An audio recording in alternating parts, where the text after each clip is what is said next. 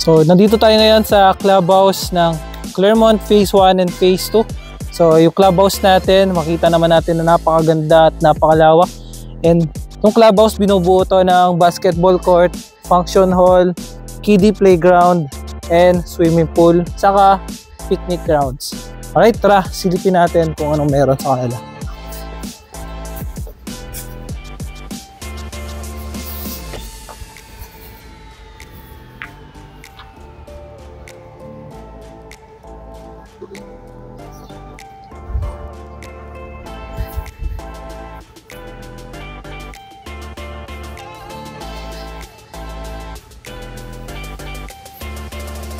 Alright, so nandito tayo sa swimming pool ng Clermont Phase 1 and Phase 2. Makikita natin medyo madumi siya in color green kasi hindi po siya ginagamit ng mga homeowners natin.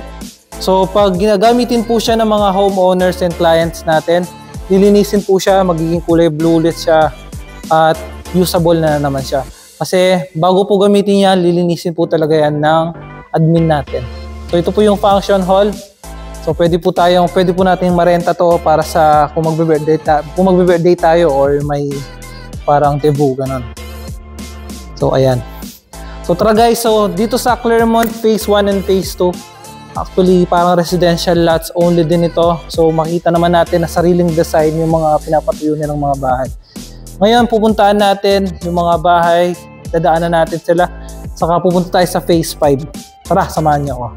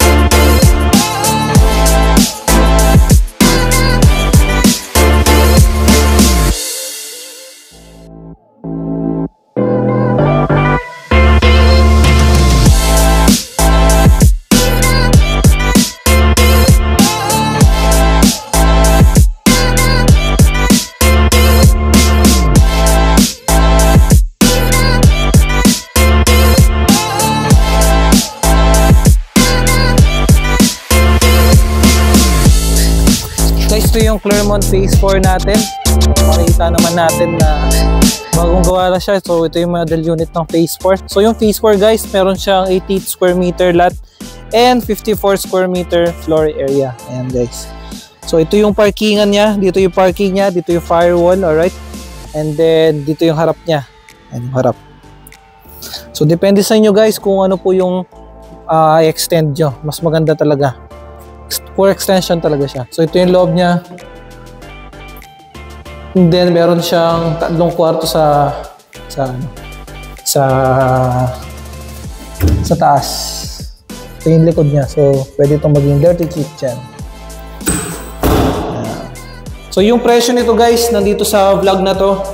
Yun yung price range niya. Nasa 3.9 to 4.5 M. Alright.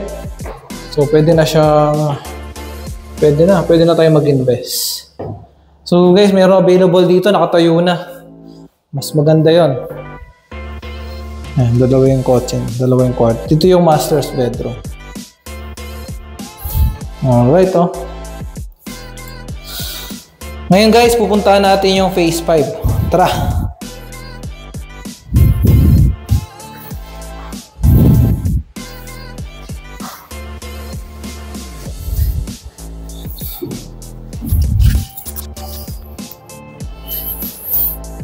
Nandito tayo guys sa Clermont Phase 5.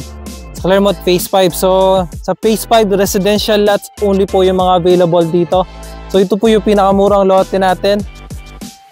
So, nasa block 7, nasa block 15 and block 4 na lang po siya. Dalawa na lang po yung natitira. So, yung dito naman sa Phase 5, may sarili siyang main gate and clubhouse. And dito, sariling design po na bahay yung papapatayo natin. Kung gusto natin ng residential lots only sa loob ng exclusive subdivision na malapit sa Clark International Airport, sa NLEX and Clark Global City, nandito yan sa Clermont by Philinvest. Nasa Clermont Phase 5 yan. Tara na guys, mag-site viewing tayo. Alright? Sa mga gusto ng reservation, site viewing, and computation, mag-message lang po tayo sa Facebook ko and Viber. Tara na guys, mag-reserve na tayo. Tara! Ikaw naman.